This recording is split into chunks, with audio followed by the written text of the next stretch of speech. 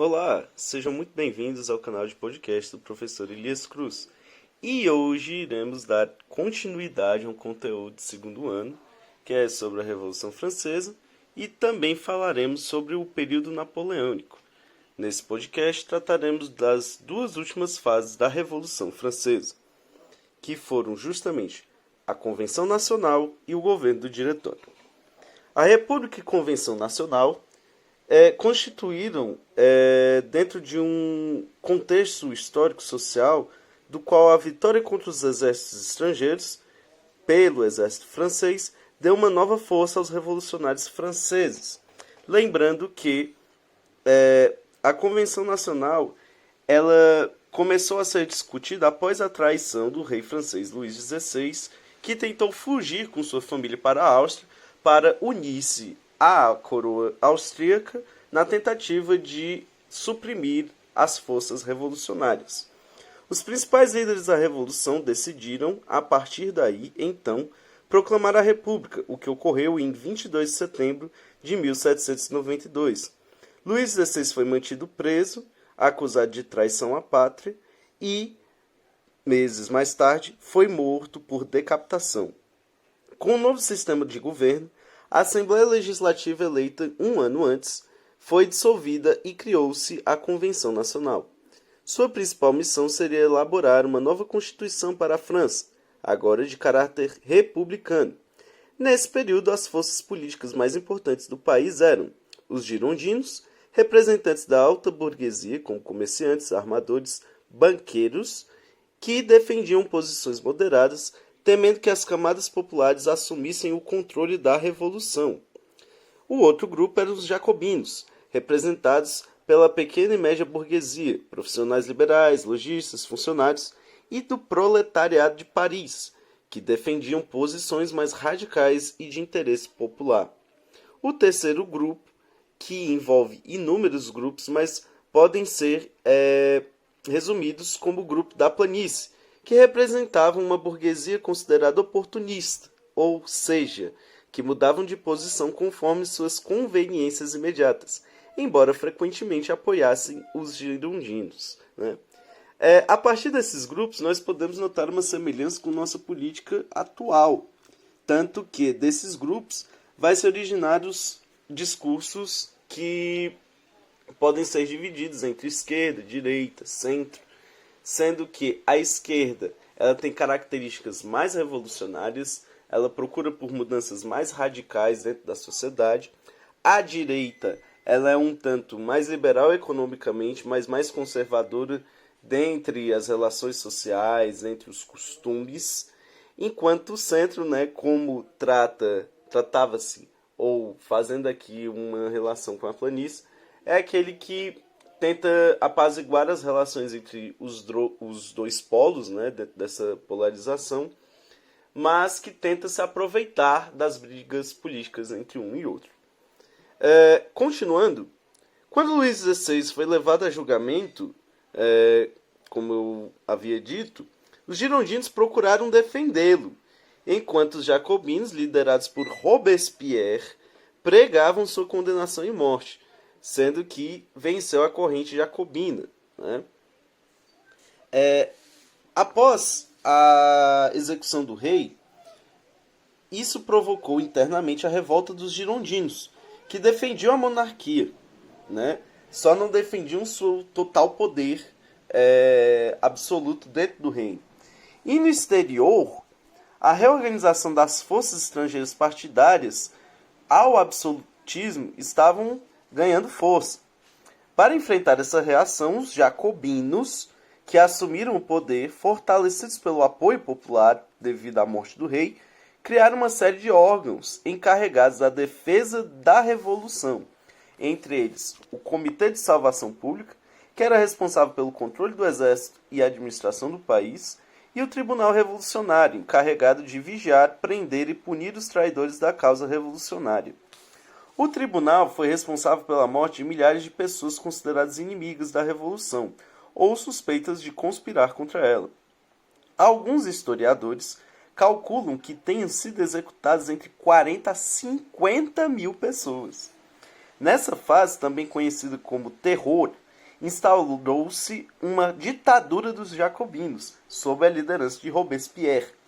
Para governar, Robespierre procurou equilibrar-se entre as diversas tendências políticas, umas mais identificadas com a alta e média burguesia e outras mais próximas das aspirações das camadas populares. Essas desejavam, entre outras medidas, o tabelamento dos preços dos gêneros de primeira necessidade e o aumento dos impostos para os mais ricos e maior proteção legal para os pobres, idosos e desocupados. Robespierre teve alguns êxitos, principalmente no setor militar, como a contenção do ataque das forças estrangeiras alcançada pelo exército francês. Porém, durante seu governo, também entrou em vigor uma nova Constituição que assegurava ao povo, entre outras garantias, o sufrágio universal, o voto, e o direito de rebelião, de trabalho e de subsistência. Continha também a declaração oficial de que o bem comum, a felicidade de todos, era a finalidade do governo. Olha que coisa linda, oh, meu Deus do céu. Mas, aliviadas as tensões decorrentes da ameaça estrangeira, os girondinos e o grupo da planície uniram-se contra o governo de Robespierre. Sem o necessário apoio político, Robespierre não teve condições de reagir a seus opositores, sendo preso em julho de 1794 e logo depois guilhotinado sem nenhum julgamento. Olha que coisa! Chegava assim o final do período do terror. Com a morte de Robespierre, a Convenção Nacional passou a ser controlada pelos representantes dos interesses da alta burguesia girondina. Com uma nova orientação política, essa convenção decidiu elaborar outra Constituição para a França. Concluída em 1795, a nova Constituição estabeleceu a continuidade do regime republicano, que seria controlado por um diretório, controlado por 5 diretores, por isso o nome, composto, de membros dentro do poder legislativo. Ou seja, a modinha agora era fazer Constituição. Sempre quando terminava uma fase da Revolução, uma nova Constituição era feita. O diretório vigorou de 1795 a 1799, período em que tentou conter o descontentamento popular e afirmar o controle político da alta burguesia sobre o país. Paralelamente, o território francês voltou a ser ameaçado pelas forças absolutistas vizinhas, e a situação agravou-se. Foi então que ele chegou, o general Napoleão Bonaparte, que ganhara prestígio por seu desempenho na repressão de rebeliões contra o governo, com o apoio da burguesia e do exército, deflagrou mais um novo golpe de Estado, o famoso golpe de 18 Brumário. Isso, o golpe no dia 10 de novembro de 1799. Isso dentro do calendário da Revolução. Brumário seria o mês de novembro, no calendário revolucionário. Napoleão Bonaparte, aliando-se a influentes políticos burgueses, ele dissolveu o diretório e estabeleceu um novo governo, denominado de consulado. Esse episódio ficou colocado dentro da história como a martelada final das fases revolucionárias, e tem-se início a Era Napoleônica. Conforme a análise de vários historiadores, Napoleão evitou que setores mais identificados com os interesses das camadas populares, como os jacobinos, ascendessem ao poder novamente. Com isso, ele consolidou as conquistas da alta burguesia francesa, encerrando todo o ciclo revolucionário. Napoleão, apoiado pela burguesia e pelo exército, derrubou o diretório e instaurou o consulado. Esse governo republicano que era centralizado e controlado por militares. 3 cônsules chefiavam o poder executivo: Napoleão, Roger Ducos e Sayas. Mas, dentre esses governantes, quem efetivamente governava, no entanto, era Napoleão, eleito o primeiro cônsul da República. Para diversos historiadores, o centralismo de seu poder era disfarçado por instituições de cunho democrático, criadas pela nova Constituição, mais outra Constituição, votada em dezembro de 1799. O Senado, Tribunal, Corpo Legislativo e Conselho de Estado eram parte deste novo governo. Mas o primeiro cônsul, que era Napoleão, era quem comandava o exército e nomeava os membros da nova administração, propondo as leis e conduzindo a política externa. Durante esse governo consulado, a alta burguesia consolidou-se como um grupo dirigente da França. Essa alta burguesia era formada por grandes financistas, industriais e comerciantes. Por outro lado, foram sufocados os projetos radicais dos antigos jacobinos e de emancipação de setores populares, inspirados nos ideais de liberdade, igualdade e fraternidade dos tempos da Revolução. As oposições ao governo também foram fragilizadas por meio de uma severa censura à imprensa e da ação violenta dos órgãos policiais. Também no período napoleônico, nesse período, primeira fase do período, temos uma reorganização do ensino que passou a ter como principal missão o desenvolvimento do cidadão francês, a educação pública convertendo-se em um importante meio de formação nacional do povo. No direito, houve a elaboração e adoção do Código Civil Napoleônico, concluído em 1804, que estabeleceu a igualdade de todos perante a lei, o respeito à propriedade privada e o direito à liberdade individual e ao matrimônio civil, separado do religioso. O conteúdo desse código refletia em grande parte os interesses sempre da grande burguesia e de algumas classes do campesinato, a qual se facilitou o acesso da propriedade à terra. Todas essas medidas deram a impressão de que as relações internas e externas do governo francês estavam se estabilizando, após uma década de conflitos generalizados pela Revolução Francesa. Os resultados obtidos conquistaram novos adeptos ao governo de Napoleão. Apoiado por setores da alta e da média e da baixa burguesia, Napoleão foi proclamado cônsul vitalício em 1802, obtendo o direito de indicar seu sucessor. Na prática, essa medida significou a instituição de um regime monárquico, do qual Napoleão se tornou imperador da França, sendo eleito pelo povo. Então, nós vemos o quanto que Napoleão ele mexeu com as ordens políticas para que, agradando principalmente os setores da burguesia, ele fosse eleito como imperador. Algo muito curioso, pois eles haviam acabado de sair de uma revolução que tinha tirado um rei, e pelas instabilidades políticas e pela manipulação dessas instabilidades dos discursos ali dentro inseridos, Napoleão faz com que os franceses elejam um novo rei.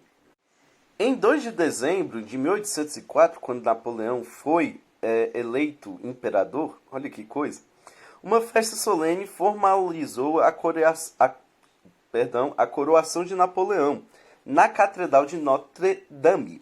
No auge da cerimônia, o imperador, num gesto surpreendente para a época, retirou a coroa das mãos do Papa Pio VII, que viajara a Paris especialmente para colocar a coroa na cabeça de Napoleão. E ele coroou a si próprio. Com isso, queria demonstrar que não admitia autoridade superior à sua. Em seguida, ele próprio coroou sua esposa, a imperatriz Josefina. Estabelecida a monarquia, Napoleão conferiu títulos de nobreza a seus familiares, nomeando-os para altos cargos públicos. Formou-se uma nova corte com os membros da elite militar, da alta burguesia e alguns membros da antiga nobreza. Como símbolo do poder do império nesse período, construíram-se monumentos marcantes na França, como o Arco do Triunfo, inspirado na arquitetura clássica romana. Com o início dessa nova fase imperial, Napoleão liderou uma série de guerras para expandir o domínio francês. O exército tornou-se o mais poderoso da Europa, fortalecido em armas, soldados e munições. Por volta de 1812, o Império Francês, ou Napoleônico, atingiu sua máxima extensão, dominando quase toda a Europa Ocidental e boa parte da Oriental. Compreendido em cerca de 150 departamentos, que eram como províncias, com uma população de aproximadamente 50 milhões de habitantes, quase um terço da população europeia da época, as conquistas francesas sob o comando de Napoleão modificaram a divisão política de boa parte da Europa Ocidental e Central. Na Europa daquele período, governantes e sociedades reagiram por motivos variados ao expansionismo francês. Os ingleses, por exemplo, perceberam que o fortalecimento militar e econômico da França constituía grave ameaça ao seu país. Outros governantes europeus de cunho absolutista temiam a propagação de ideias originárias da Revolução Francesa. Essas forças políticas empenharam-se em formar coligações internacionais contra os franceses e seu expansionismo. Entre essas nações estavam a Inglaterra, a Áustria, a Prússia e a Rússia. Houve confrontos armados entre França e Inglaterra, como ocorrido em outubro de 1805, quando a Marinha Francesa tentou invadir a Inglaterra, mas foi derrotada na Batalha de Trafalgar. A vitória naval dos ingleses, comandados pelo almirante Nelson, firmou o poderio marítimo britânico. Nos anos seguintes, entretanto, as tropas de Napoleão conseguiram sucessivas vitórias terrestres sobre seus inimigos. O governo de Napoleão não se conformou com a derrota naval para os ingleses e procurou, por outros meios, enfraquecer a coroa inglesa. Então foi decretado em 1806 o bloqueio continental, pelo qual os países do continente europeu, submetidos à ocupação ou opressão francesa, teriam de fechar seus portos ao comércio inglês. O objetivo dessa medida era sufocar a economia inglesa, provocando crise em sua indústria e gerando desemprego. Além disso, a burguesia francesa sairia beneficiada com o bloqueio, pois, sem a concorrência inglesa, poderia ampliar a venda de seus produtos na Europa continental e em outras regiões. Mas, a partir de 1810, a política militarista do governo de Napoleão começou a ser duramente contestada por diversos segmentos da própria sociedade francesa.